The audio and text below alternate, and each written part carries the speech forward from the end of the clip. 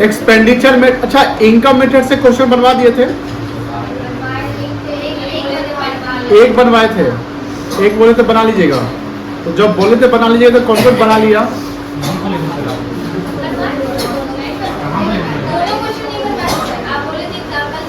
दोनों कौन कौन बना लिया?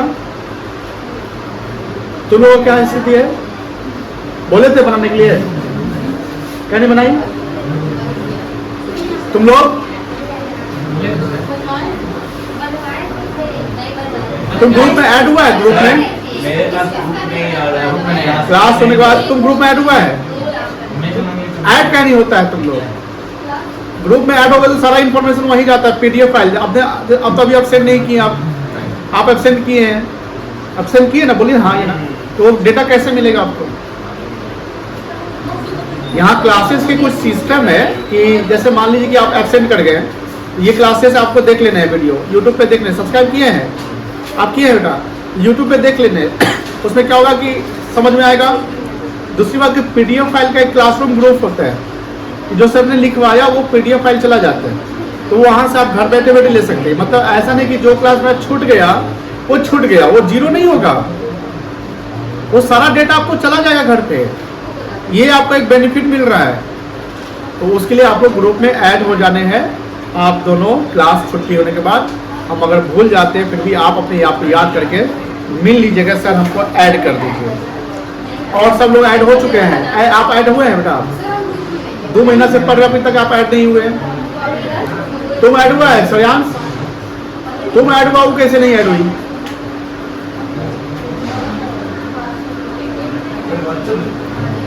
व्हाट्सएप ग्रुप में ऐड हो या ना हो वो अलग बात है, व्हाट्सएप में ऐड कर देंगे। मेन है क्लासरूम वाला ग्रुप, व्हाट्सएप चैनल हम भेजिए देंगे, ग्रुप में लिंक कर देंगे, वहाँ से 2-4 वो सब्सक्राइब।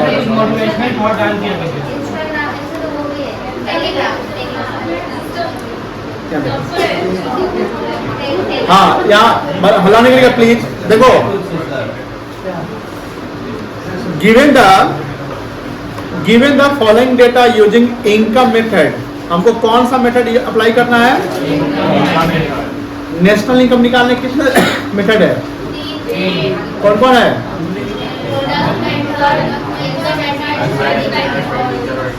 अब इनकम से हमको निकालना है नेट डोमेस्टिक इनकम, यानी ये जो बोल रहा है, ये बोल रहा है NDPFC, दूसरा बोलता है ग्रॉस डोमेस्टिक इनकम, मतलब GDPFC, तीसरा बोल रहा है नेट नेशनल इनकम NPFC, और चौथा बोल रहा है नेट NPMP। चलो कोई बताएगा जवाब? अगर मान लो NDPFC आ गया और हमको निकालना है GDPFC, तो इसमें क्या करेंगे? ऐड कर देंगे। और यहाँ NNPFC है, तो हम यहाँ से चलेंगे NDPFC से, तो NDPFC से अगर NNPFC लाना है तो क्या करेंगे?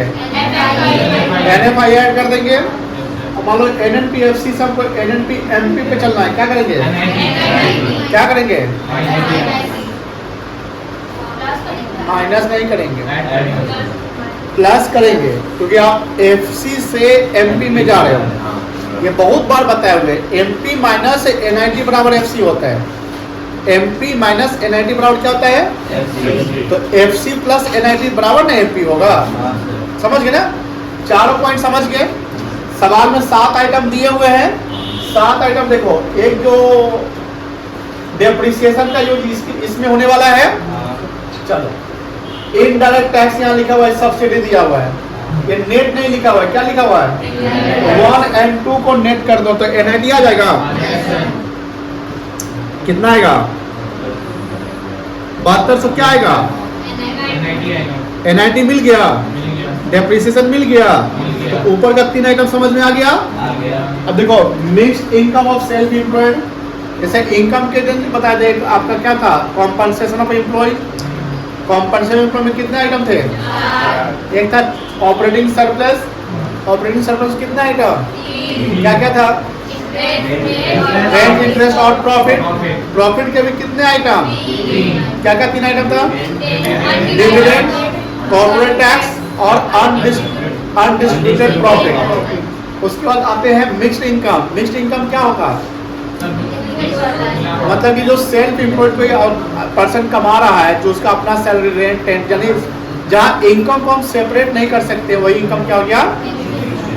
ये ले लेंगे। यहाँ लिखा हुआ क्या है? तो 3 आइटम यहाँ आ गया, बोलो हाँ ना। रेंट, इंटरेस्ट, प्रॉफिट यहाँ आ गया, तो ये दोनों जोड़ देंगे।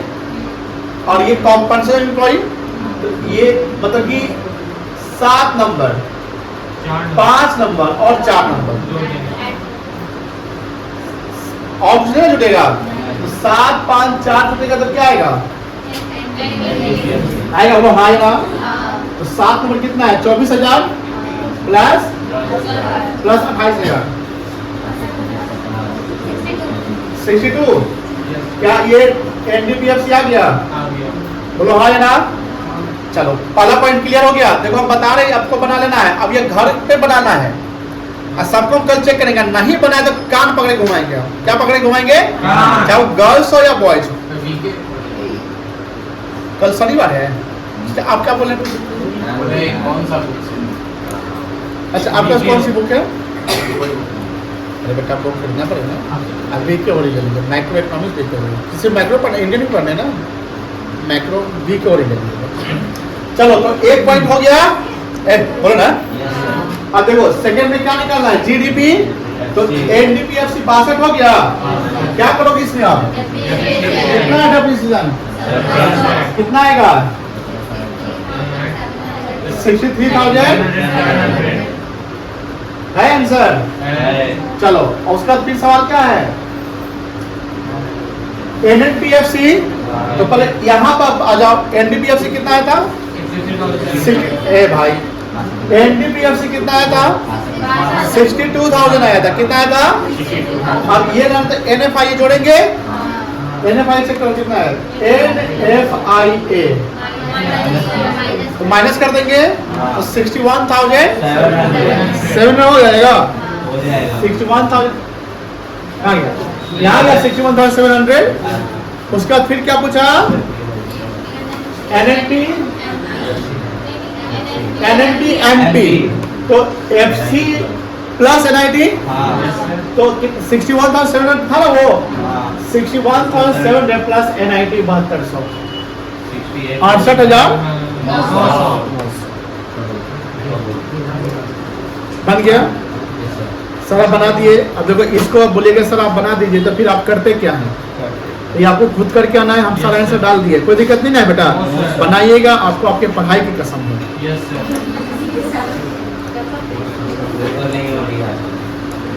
2 नंबर देखिए। The following information is available for an economy on the basis of this using income method calculate B domestic income। ये सिंपल है। ए में निकालना है एनडीपी, बी में निकालना है तो एनएफआई जोड़ दीजिएगा इसमें, कोई दिक्कत नहीं ना है। चलो, अब देखो वेजेज हो गया यहाँ पर, सब तो जोड़ दे। वेजेज है, सोशल सिक्योरिटी कंट्रीब्यूशन है, बोलो हाँ या ना। अब wages, social security contribution, rent, interest, dividend, mixed income, undistributed profit, corporate profit, NFI है। मुझे बताइए यहाँ पर प्रॉफिट कितना होगा? प्रॉफिट कितना होगा? सिर्फ प्रॉफिट बताइए। प्रॉफिट के कितने एलिमेंट हैं? 3 है। क्या क्या प्रॉफिट में आएगा? प्रॉफिट में डिविडेंड आ जाएगा, बोलो हाँ। अनडिस्ट्रीब्यूटेड प्रॉफिट आ जाएगा, हाँ। कॉर्पोरेट प्रॉफिट टैक्स आ जाएगा, बोलो हाँ। इस तीनों को जोड़ दिया तो प्रॉफिट आ गया। अब बताओ उसका मिक्स्ड इनकम आ गया कितना? अच्छा ये जोड़ो तो कितना आएगा? प्रॉफिट कितना हुआ? प्रॉफिट 36 आ गया। अच्छा अलग से लिया है। प्रॉफिट आ गया आपका 3600। मिक्स्ड इनकम कितना हो गया?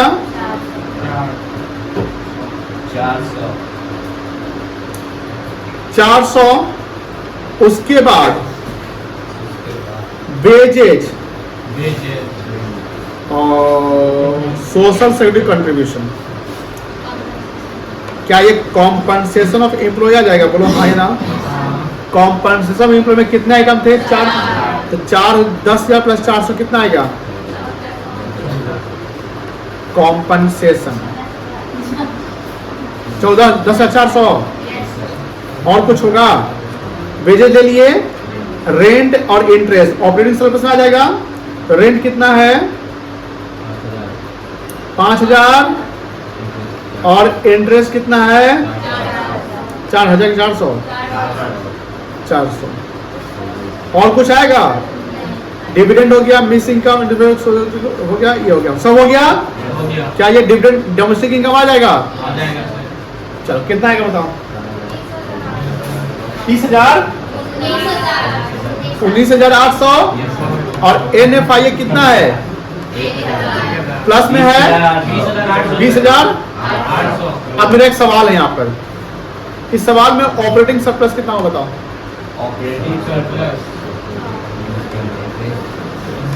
ऑपरेटिंग सरप्लस कितना आएगा? ऑपरेटिंग सरप्लस में क्या क्या आता है बताइए? इंटरेस्ट, रेंट और प्रॉफिट, ये आता है। प्रॉफिट निकलवा दिए ना आपको। प्रॉफिट कितना है? रेंट कितना है? 5,000। इंटरेस्ट कितना है? 5400। तो 36, 4, 40, 5, 9, 9,000 क्या हो गया ना? तो देखो ऐसा नहीं कि एग्जाम में सीधे डोमेस्टिक इनकम बोल दे। मान लो ये सारा आइटम दे दिया, बोलो हाँ या ना। बोले कि ऑपरेटिंग सरप्लस इससे बता दीजिए। हम लोग बेंच आगे क्या नहीं कर देते, हम लोग पीछे जो बेटे सटाते हैं। आगे एक काम करिए, आप लोग जगह बताइए। जगह इतना होना चाहिए कि इंसान जो है इजी आ जाए। अब तुम पहले आगे से पीछे तक चला करें और सपोर्ट कर देंगे और लंबा भी आगे बेंच आगे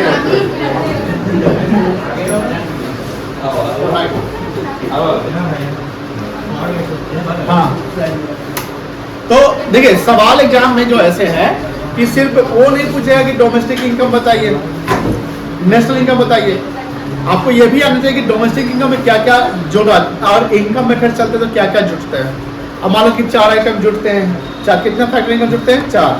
अब फैक्टर इनकम 4 जुटते हैं, उसको अगर हम एलिब्रेट करते तो कॉम्पनसेशन आता है। मान लो कि कॉम्पनसेशन ऑफ एम्प्लॉय में 4 आइटम है, अगर पूछा जाए कि वो 4 आइटम दिया रहे, बोले मतलब और भी आइटम दिए रहे और फिर बोले कॉम्पनसेशन ऑफ एम्प्लॉय बताइए।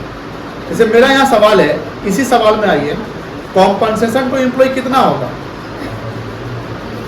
कौन कौन सा पॉइंट कॉम्पनसेशन का होगा बताओ? वेजेज और सोशल सिक्योरिटी। तो आपको ये पता होना चाहिए ना। अब पता ही नहीं तो कंफ्यूज हो जाएगा। देखो नेशनल इनकम इजी का है, जब उसके पहले वाले चैप्टर को काफी पढ़ा, हमने बहुत पढ़ाया, बहुत बार लिखा है, एक ही चीज को 2, 3, 4 बार लिखवा दिए होंगे। फैक्टर इनकम तो शुरुआत से बताए जा रहे हैं। फैक्टर इनकम शुरुआत से बता रहे हैं, अर्न इनकम अर्न शुरुआत से बता रहे हैं, रेसिडेंट, NRI, नॉन रेसिडेंट ये भी बता रहे हैं। तो आपका क्या काम है? रिवाइज करना। जो आप लोग कम करते हैं तो आप लोग रिवाइज करिए। मेरी बात को आप लोग सुनते और दरकिनार करते थे। ये होमवर्क पहले का था, आपने बनाया नहीं। अटेम्प्ट करते तो बना के आते, उसमें गलती होती तो पूछते। लेकिन आप लोग तो क्या है पता नहीं क्या है। सांप इसलिए होता है कि सांप को कान होता है क्या? नहीं होता ना, वैसे और वो सांप है, न सुनने वाले सांप, बोलते सुनाई देता है। चलो ये बन जाएगा, बन क्या जाएगा? बना ही दिए ना, दोनों हम चेक करेंगे कल। आइए अब एक्सपेंडिचर पे देखो।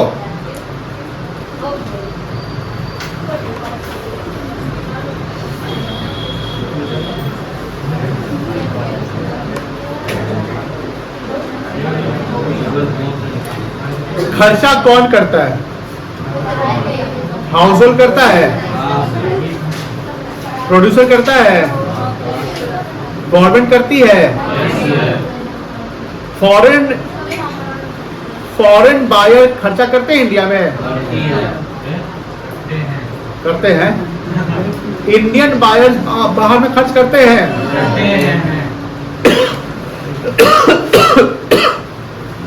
अगर फॉरेन बायर इंडिया में खर्च कर रहे हैं, ये एक्सपोर्ट कहलाएगा कि इंपोर्ट कहलाएगा? फॉरेन बायर इंडिया में खर्च करे क्या कहलाएगा? एक्सपोर्ट कहलाएगा। क्या कहलाएगा?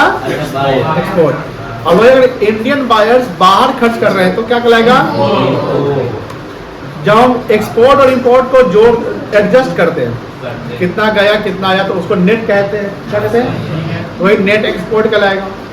नेट एक्सपोर्ट जैसे नेट इनडायरेक्ट टैक्स होता है, NFIA होता है, उसका नेट एक्सपोर्ट हो गया। नेट का मतलब एडजस्टमेंट किया गया होगा जो इधर पॉजिटिव या नेगेटिव होगा। पॉजिटिव कब होगा? जब एक्सपोर्ट ग्रेटर देन इंपोर्ट है, और नेगेटिव कब होगा? जब इंपोर्ट ग्रेटर देन एक्सपोर्ट है। ये भी खर्च है, यानी फॉरेन बायर या इंडिया बायर्स खर्च करते हैं।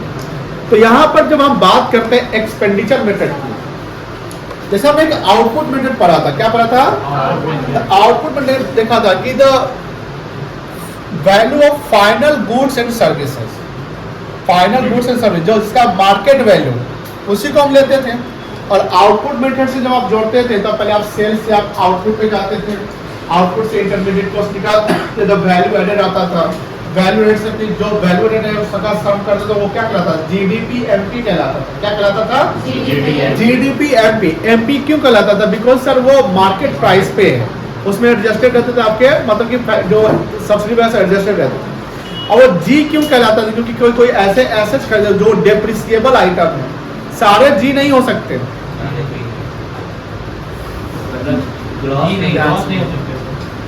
सारे जो प्रोड्यूसर सामान बेच रहे हैं वो सब ग्रॉस में नहीं आ सकते, बट कुछ ऐसे आइटम है जो ग्रॉस में तो होंगे ना, जो डेप्रिसिएबल है, तो वहां पर वो ग्रॉस की बात करते थे। उसी प्रकार प्रोड्यूसर अगर बेच रहा है तो वो तो आउटपुट मेथड से आ गया। अरे भाई जब वो बेच रहा है तो कोई खरीद रहा होगा ना, तो अब खरीदने वाला जो चला तो वो हो गया एक्सपेंडिचर मेथड। क्या हो गया? तो आउटपुट मेथड और एक्सपेंडिचर मेथड से जो हम चलते हैं तो दोनों से रिजल्ट GDP MP पे ही पहुंचते हैं। कहाँ पहुंचते हैं? क्योंकि हम जब खर्च करेंगे तो हम खर्च, जैसे मान लो कि ये खरीदे तो ये डेप्रिसिएबल है ना, मान लो 1 लाख रुपया खरीदा, 1 लाख रुपया खर्चा कहलाएगा ना, बोलो ना हाँ यार, इन्वेस्टमेंट एक्सपेंडिचर कहलाएगा। आपके घर पे कोई सामान आया वो भी एक्सपेंडिचर कहलाएगा, हाउस होल्ड एक्सपेंडिचर, कंजम्पशन कहते हैं। हाउस होल्ड जो खर्च करते हैं उसको कंजम्पशन कहते हैं। क्या कहते हैं? कंजम्पशन। प्रोड्यूसर जो खर्च करते हैं उसको इन्वेस्टमेंट कहते हैं। क्या कहते हैं? उसको I से डिनोट करते हैं। कंजम्पशन एक्सपेंडिचर C से डिनोट होता है, इन्वेस्टमेंट I से डिनोट होता है। C और I क्लोज्ड इकोनॉमी में 2 सेक्टर में आते हैं। कितने सेक्टर में? 2 सेक्टर में है closed economy. Because closed economy वो है जो with in the domestic territory transaction हो रही है, जिसमें एक्सपोर्ट इंपोर्ट नहीं होगा। तो क्लोज्ड इकोनॉमी एक 2 सेक्टर होता है और एक 3 सेक्टर होता है। 2 सेक्टर में एक हाउस होल्ड हो गया, एक प्रोड्यूसर हो गया। हाउस होल्ड का खर्चा कंजम्पशन, प्रोड्यूसर खर्चा इन्वेस्टमेंट। जब C और I को जोड़ देंगे तो AD बनता है। क्या बनता है? AD, जिसको एग्रीगेट डिमांड कहते हैं, जो हम आगे पढ़ेंगे। अब with in the domestic territory में गवर्नमेंट भी तो आ जाती है। जैसे हम गवर्नमेंट को इंक्लूड करते हैं तो ये 3 सेक्टर आ जाता है। कितना सेक्टर आता है? 3 सेक्टर आता है। तो 3 सेक्टर मतलब यहाँ पर हो गया C for consumption, I for investment and G for government. कोई दिक्कत नहीं है, CIG। अब जैसे हम एक्सपोर्ट इंपोर्ट की बात करते हैं तो एक्सपोर्ट इंपोर्ट में फॉरेन करेंसी यानी बियॉन्ड द डोमेस्टिक टेरिटरी की बातें हो जाती है, बाहर वाले भी इन्वॉल्व हो जाते हैं। जैसे हम बाहर वाले को इन्वॉल्व करते हैं तो हमारा इकोनॉमी ओपन हो जाता है। क्या हो जाता है? ओपन हो जाता है। तो उसको ओपन इकोनॉमी कहते हैं। ओपन इकोनॉमी में कितने सेक्टर होते हैं? 4 सेक्टर हो गया, household, producer, government and net export. Net export मतलब the difference between export and import. अब उनके द्वारा जो खर्च कर रहे हैं तो उससे भी तो नेशनल इनकम निकाला जाएगा। क्या निकाला जाएगा? नेशनल इनकम निकाला जाएगा। और जब उनके द्वारा जो नेशनल इनकम निकाले जाएंगे तो वो एक्सपेंडिचर मेथड से चलेंगे, जहां पर हम उसको कहेंगे जब सारे खर्च को जब हम जोड़ दें, चारों खर्च को जोड़ दें तो क्या बोलेंगे उसको? GDP MP। क्या बोलेंगे? GDP MP। कोई दिक्कत नहीं है, इसको आप पढ़िए तो 4 पॉइंट क्या लिखा हुआ है।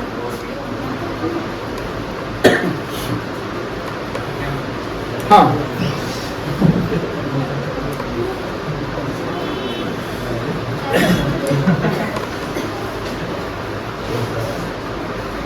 एक काम करिए, आप तीनों आगे आ जाइए। तुम आर्यन, सैयद और अंकित आइए। आगे आए चलो।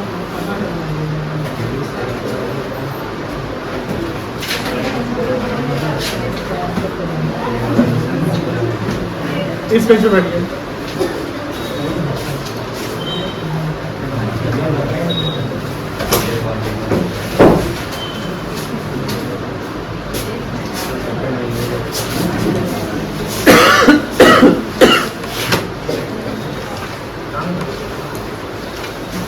पढ़ाई के समय में कोई प्रॉब्लम ये हम चाहते हैं कि मेंटेन रहे, ठीक है। पढ़ाई जब नहीं हो हम बात करते रहे तो सर खुल के बात करिए, कोई दिक्कत नहीं है, आराम से हंस के जोर से खोल के, कोई भी बात नहीं करें। पढ़ाई के समय ये मेंटेन जरूरी है। और जब हम पढ़ाते रहे तो आपस में बातें नहीं करते हुए पाए जाएंगे। आप बोर्ड एग्जाम देने वाले हैं और हम टॉलरेट नहीं करेंगे, ध्यान रखिएगा ये सब चीज, नहीं तो अल्टीमेट लॉस होगा आपका। और मेरी जो बातें होंगी, जो भी चीज़ें होंगी, मैं ओरल अगर बोल रहा हूँ, लिखा नहीं, कोई होमवर्क तो उसको मेंशन नोट कर रहा है, प्रायोरिटी होना चाहिए होमवर्क।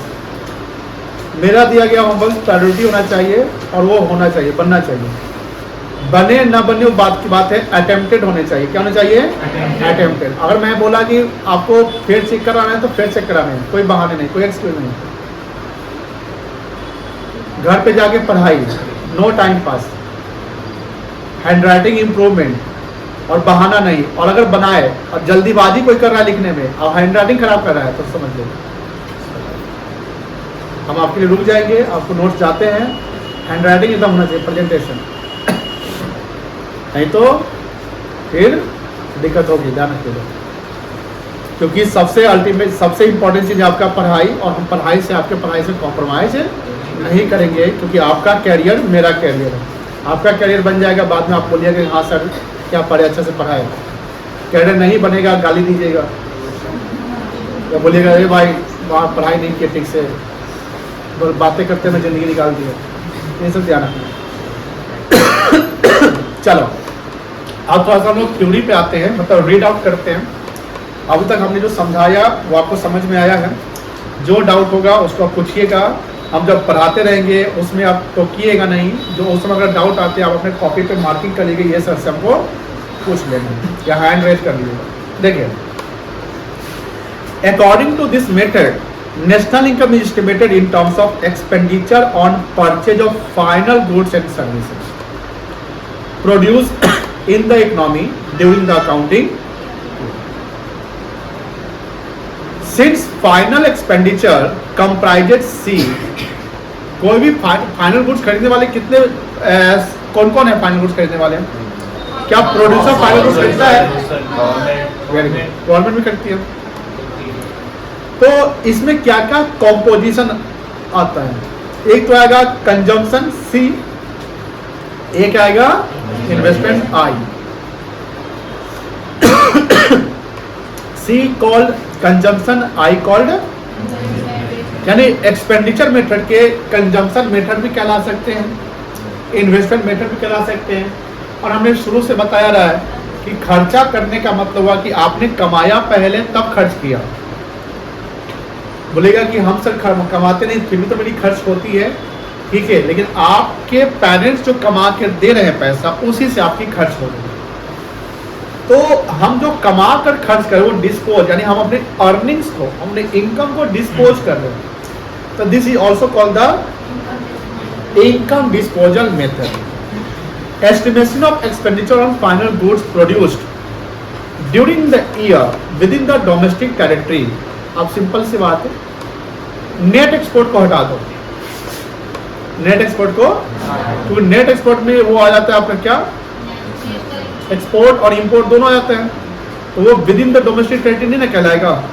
तो उसको हटाने के बाद जो हमारे चीजें रिजल्ट आएंगे वो डोमेस्टिक में पार्ट होगा।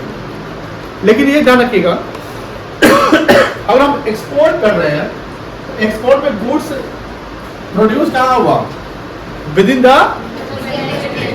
लेकिन कंजम्पशन कहाँ हो रहा है, outside the domestic territory. Export का मतलब यही ना हुआ, जैसे हमने ये सामान इंडिया बनाया, ये सामान कहाँ बना?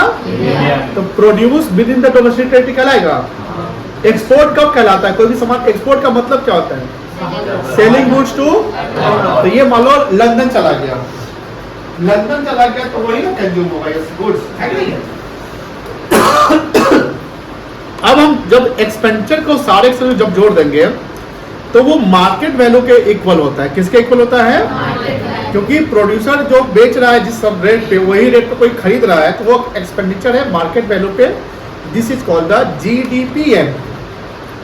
अब जीडीपीएमपी से हम कहीं आपको भेज दें, एनडीपीएमपी पे भेजें, एनडीपीएफसी पे भेजें, एनएनपीएफसी पे भेजें, एनएनपीएमपी भेजें, जीएनपीएफसी पे भेजें, जीएनपीएमपी भेजें, कहीं भेजेंगे आप पहुंच जाएंगे। पहुंचने के लिए आपके पास कुछ कॉन्सेप्ट ध्यान में, जैसे डेप्रिसिएशन का रिलेशन पता होना चाहिए कि डेप्रिसिएशन ग्रॉस और नेट का रिलेशन कहलाता है। एनएफआईए डोमेस्टिक और नेशनल का बताता है।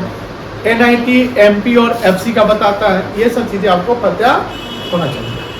अब हम एक्सपेंडिचर को क्लासिफाई करते हैं। तो एक्सपेंडिचर क्लासिफाई किए गए हैं, तो एक्सपेंडिचर को 4 कैटेगरी में डाले गए हैं। कितने कैटेगरी में? 4 कैटेगरी में।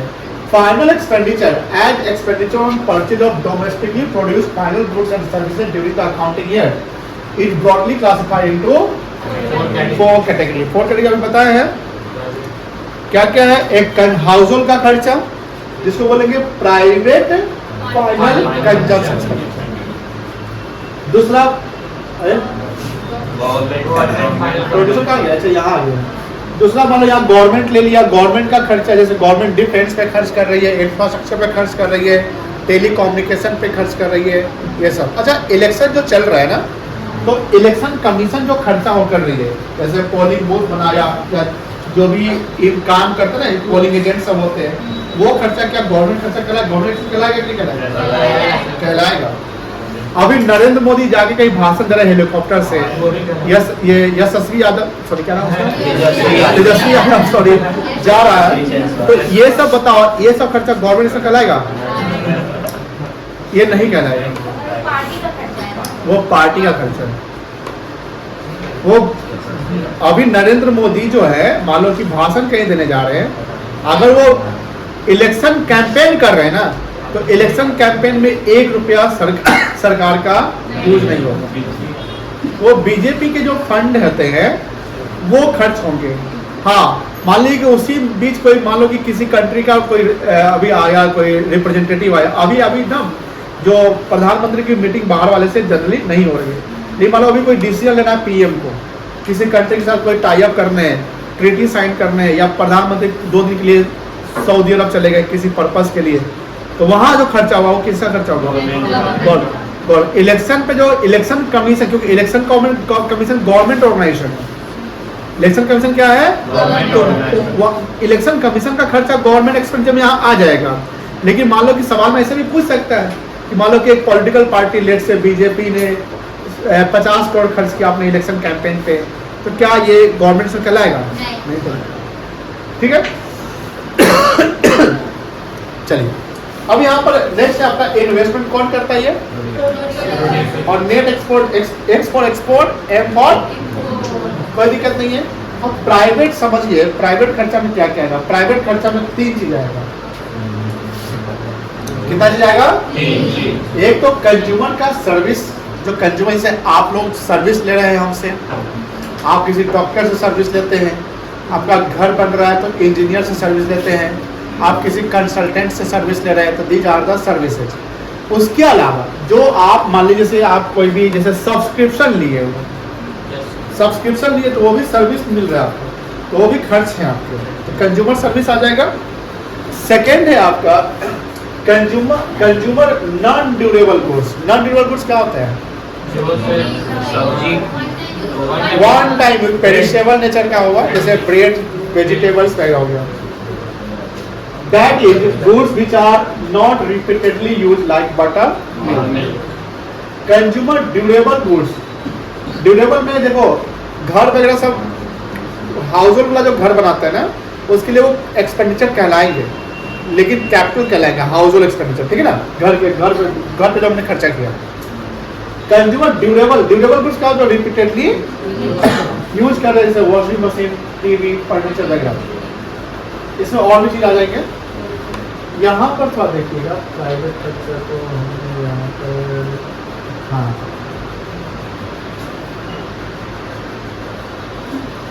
प्राइवेट फाइनल कंजम्पशन एक्सपेंडिचर में पूछे कि प्राइवेट फाइनल कंजम्पशन एक्सपेंडिचर क्या होगा, क्या बोला जा रहा है, प्राइवेट फाइनल कंजम्पशन। तो यहाँ पर हमने क्या लिया था कि सर ये तीन चीज हमारे प्राइवेट फाइनल कंजम्पशन एक्सपेंडिचर थे, कोई दिक्कत नहीं है। लेकिन जब हम एक्सपेंडिचर मेथड से चलते हैं तो हमारे कितने कैटेगरी हैं, 4। इसमें खर्चा प्राइवेट खर्चा जो कंज्यूमर का खर्चा है, दूसरा किसका खर्चा, गवर्नमेंट का खर्चा। गवर्नमेंट का खर्चा कहाँ होगा, डिफेंस पर्सन सब पे। इन्वेस्टमेंट में क्या क्या आएगा, इन्वेस्टमेंट कितने प्रकार के होते हैं, तो क्या क्या, फिक्स्ड और फिक्स्ड इन्वेस्टमेंट। फिक्स्ड में क्या होता है, जो जैसे कैपिटल हो गया आपका, मान लो जैसे एसेट्स वगैरह, जैसे फर्नीचर हो गया है, एक बिजनेसमैन का फिक्स्ड एसेट है, सोफा। पहले 10,000 करोड़ था, अब 15,000 करोड़ हो गया। बताओ जीडीपी एमपी में जब हम चलेंगे तो कितना रुपया यहाँ पर जोड़ा जाएगा, कितना जोड़ा जाएगा, आप लोग बोलिए, आप लोग सुनने आते हैं, ऐसे बोलने नहीं आते हैं, बोलिए कितना जुटेगा, 5,000 आएगा सर। कितना जुटेगा, 5। सब लोग 5 के पक्ष में है, हाँ सर। जो 5 के पक्ष में है हैंड रेज करिए, जो 15 के पक्ष में हैंड रेज करिए, 15 वाले हैंड रेज करिए, 15 नहीं है जो 10 वाले वो भी हैंड रेज कर सकते हैं। इसका आंसर होगा सही है सर, पहले बोले 5,000 during the year, during the, अरे भाई जीडीपी की बात करोगे तो पूरा जो इंडिया का पूरा वेल्थ नहीं ना लिया जाएगा, ड्यूरिंग द ईयर कितना इनकम बना या कितना खर्चा हुआ वो लेते हैं ना बेटा। तो पहले से तो ऑलरेडी 10,000 रुपया लिया गया होगा पिछले साल, 10,000, मान लो कि उससे पिछले 8,000 रहा होगा, तो 8 और 10,000 2,000 पिछले साल लिया गया होगा। जितना से हम खर्चा कर रहे हैं, कितना खर्चा फिक्स्ड इन्वेस्टमेंट किए, 15,000 खर्चा किए नहीं, आपने इस साल 5,000 खर्च किया है, तो 5,000 will be the part of the GDP, कोई दिक्कत नहीं बेटा।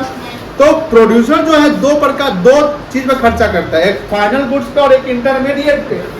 इंटरमीडिएट गुड जो सेलेबल है या रॉ मटेरियल सब है जो जिसको हम बेचेंगे, अब फाइनल गुड्स जिसको हम रिपीटेडली, तो फाइनल गुड्स पे जो खर्चा वो कैपिटल एक्सपेंडिचर कहलाएगा, क्या कहलाएगा, वो हमारे लिए फिक्स्ड इन्वेस्टमेंट है। Fixed investment refers to the expenditure by the producer on the purchase of fixed assets like plant and machinery.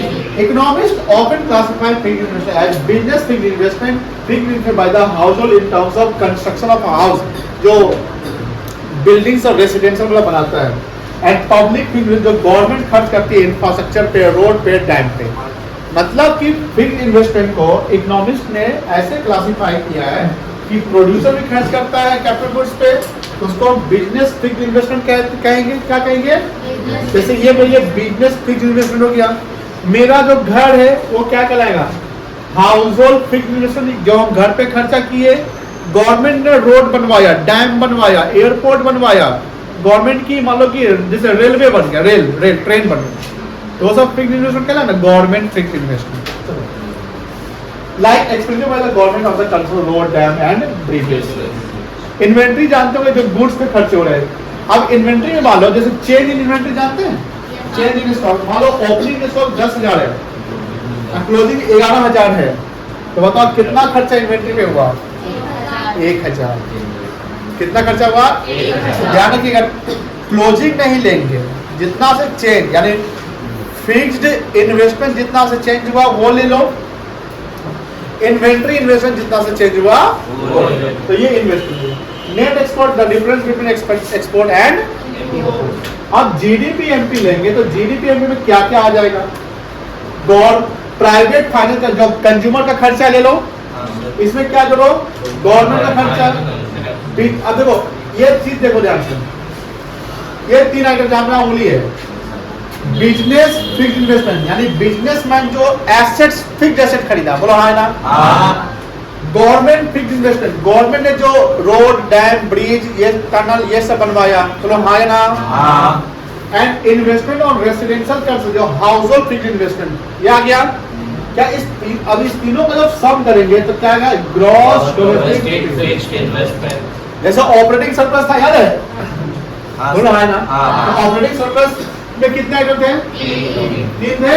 उसका प्रॉफिट याद होगा, प्रॉफिट का कितने आइटम थे? कॉम्पनसेशन याद है, उससे कितने आइटम थे? 4। तो कहीं ना कहीं हम कह सकते हैं कि जब इन्वेस्टमेंट हो रही है तो इकोनॉमिक्स कभी कभी इन्वेस्टमेंट डज नॉट मीन कि सिर्फ बिजनेसमैन ही कर रहे हैं।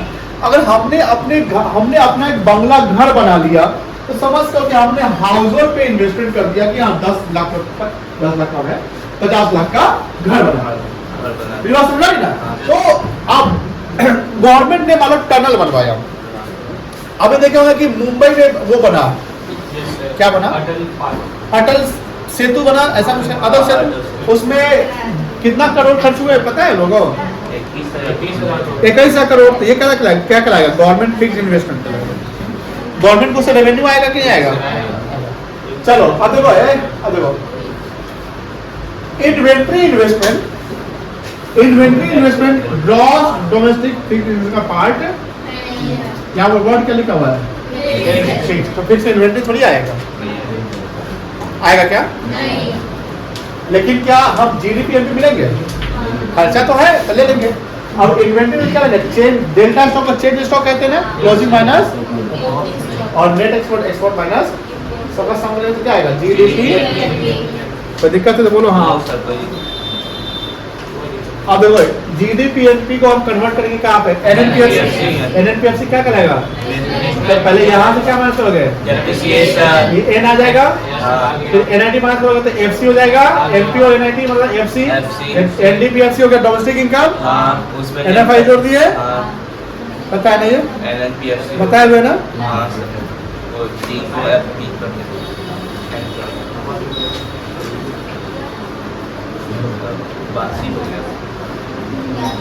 प्रिकॉशन, सिर्फ कौन सा खर्चा लेंगे? सेकेंड हैंड कुछ खर्चा लेंगे? नहीं। Commission brokerage? हाँ लेंगे। अच्छा हम शेयर मार्केट से शेयर खरीद रहे हैं सेकेंडरी मार्केट से, तो कोई शेयर खरीद के बेचा होगा, क्या वो शेयर का वैल्यू लेंगे? नहीं लेंगे। लेकिन जो ब्रोकर जिसके थ्रू हमने खरीदा उसने ब्रोकरेज काटा तो शेयर जो हम खरीदते बेचते लोग सेकेंड हैंड शेयर होता है। तो सर फर्स्ट हैंड शेयर नहीं होता है क्या? होता है। फर्स्ट हैंड शेयर जो आता है वो आईपीओ में आता है, जहां कंपनी डायरेक्टली पैसा उठाती है ना मार्केट से। कंपनी डायरेक्टली पैसा मार्केट से उठाती है, आईपीओ के थ्रू उठाती है, या फ्रेश इशू कहती है या पब्लिक इशू कहती है। आईपीओ का फुल फॉर्म होता है इनिशियल पब्लिक ऑफरिंग। जैसे कॉमर्स में ना कभी कभी फाइनेंस पढ़ना है तो फाइनेंस में एक, जैसे आपको बीएससी पढ़ने है मार्केट, फाइनेंशियल मार्केट, क्या पढ़ना है? फाइनेंशियल मार्केट में आपको पढ़ना है कैपिटल मार्केट, एक पढ़ना है मनी मार्केट। क्या पढ़ना है? Capital market, money market. Money market जहाँ मनी का लेन देन होता है, जिसके वैल्यू जो वैल्यू होते हैं वो 1 साल तक होते हैं। Capital market value more than 1 year होते हैं। अब कैपिटल मार्केट को भी क्लासिफाई करते हैं, प्राइमरी मार्केट होता है, एक सेकेंडरी मार्केट होता है। जहां कंपनी डायरेक्टली पैसा पब्लिक से उठाती है तो ये प्राइमरी मार्केट के थ्रू होता है, वो स्टॉक मार्केट के थ्रू नहीं होता है, शेयर मार्केट थ्रू नहीं होता है। लेकिन जब कंपनी डायरेक्टली पैसा पब्लिक से उठा ली तो पैसा किसके पास चला गया? कंपनी के पास। और शेयर किसके पास चला गया? तो जिंदगी में पब्लिक वो शेयर रखे रहेगा कि बेच सकता है? जब बेचने जाएगा कंपनी वो पब्लिक शेयर, तो कंपनी कहेगी हम कैसे खरीदेंगे, हम तो पैसा तुमसे लेने के लिए बेचे इशू किए थे, पर हम नहीं खरीदेंगे। तो अब वो उसका शेयर कौन खरीदेगा? दूसरा कोई कहेगा ला हम खरीद लेते, तुम्हारा क्या रेट चल रहा है, इसे ला खरीद लेते, फिर बाद में बेच देंगे अपना। तो shareholder to shareholder जो स्टॉक एक्सचेंज जो शेयर एक्सचेंज होते हैं ना, shareholder to shareholder जो शेयर एक्सचेंज होते हैं उसको बोलते हैं स्टॉक एक्सचेंज। क्या बोलते हैं? Stock exchange. और stock exchange is the secondary market. कौन सा मार्केट? सेकेंडरी मार्केट, या सेकेंड हैंड शेयर खरीदते बेचते हैं। अब मान लीजिए कि पब्लिक को कंपनी ने शेयर इशू कर दिया था, पब्लिक के पास शेयर आ गए 10,000 के, वही शेयर पब्लिक, उस पब्लिक ने दूसरे पब्लिक को बेच दिया, तो shareholder to shareholder exchange हो रहा है, या एक्सचेंज हो रहा है शेयर का, तो वो वैल्यू नहीं जुटेगा। लेकिन जब आप एक्सचेंज करते हैं शेयर टू शेयर, मतलब shareholder to shareholder, तो किसी प्लेटफॉर्म के थ्रू करेंगे ना। जैसे सेकेंड हैंड सामान बेचना तो OLX पे बेच देते हैं, तो OLX इज अ प्लेटफॉर्म।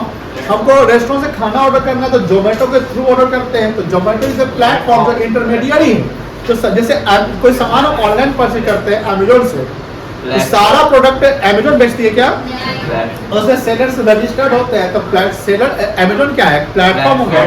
उसी प्रकार जैसे ग्रो हो गया, जीरोधा हो गया, फोनपे हो गया, SBI हो गया, बहुत सारे जो डीमेट अकाउंट खोलते हैं ना, जिसको ब्रोकर बोलते हैं, क्या बोलते हैं, ब्रोकर, इसको डिपॉजिटरी पार्टिसिपेंट भी कहते हैं। आगे क्या होता है, बहुत कुछ पढ़ाएंगे आपको फाइनेंशियल मार्केट में, इतना पढ़ा देंगे आपको शेयर खरीदना कैसे होता है वो सिखा देंगे।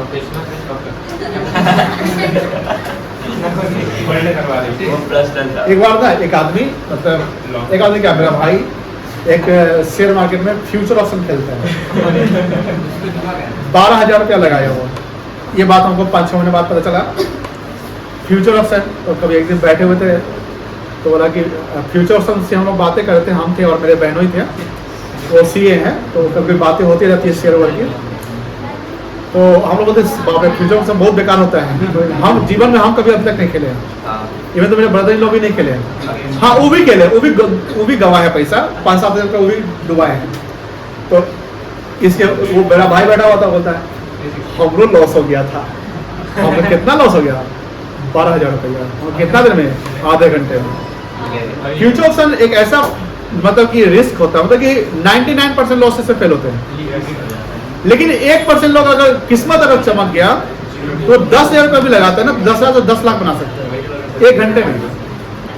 तो इतना बड़ा रिस्क होता है, इतना बड़ा रिस्क होता है। तो 12,000, तो हमने उसको बोला तुम जो है ना एंट्री तो सीख लिया था,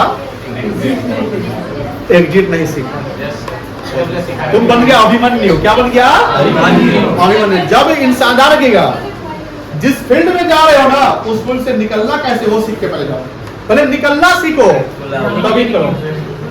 अगर आपको निकलने नहीं आता है तो आप एंट्री मत करो। निकलने, क्योंकि एंट्री कर गए और निकलने नहीं आता तो फंस गए। आप तो भरोसे एंट्री करेंगे, किसके भरोसे निकलोगे। चलो तो शेयर सेकेंड करते हैं, उससे ले लेंगे एक्सपेंडिचर। अच्छा ट्रांसफर पेमेंट लेंगे, नॉट बी इंक्लूडेड, नहीं लेंगे। सरकार स्कॉलरशिप दे रही है, नहीं लेंगे। नहीं लेंगे, इम्प्यूटेड वैल्यू लेंगे, लेंगे यस लेंगे, कोई दिक्कत नहीं है। चलिए ये 2 एग्जांपल देखिए, आपको 4 क्वेश्चन मिल चुके हैं, एक्सपेंडिचर से 2, इनकम से 2, ये करके आइएगा। इसके बाद इसमें कुछ आइए रिकॉन्स्ट्रक्शन, इसको देख कर आइएगा। कल शनिवार है, कल इसी पे हम लोग फोकस करेंगे, डू डज करेंगे, और ये कल चैप्टर को हम लोग नक्की करके खत्म करेंगे। शनिवार को खत्म।